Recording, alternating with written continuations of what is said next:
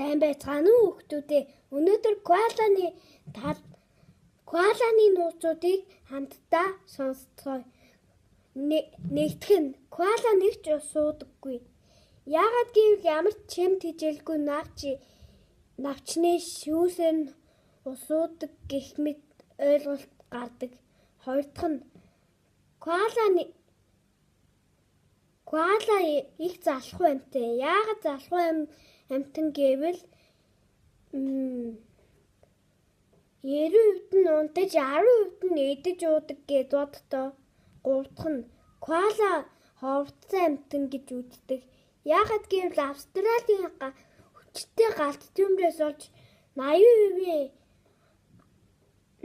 коала устж өгөө болсон гэд Австралийн 20% нь коала амьдардаг гин.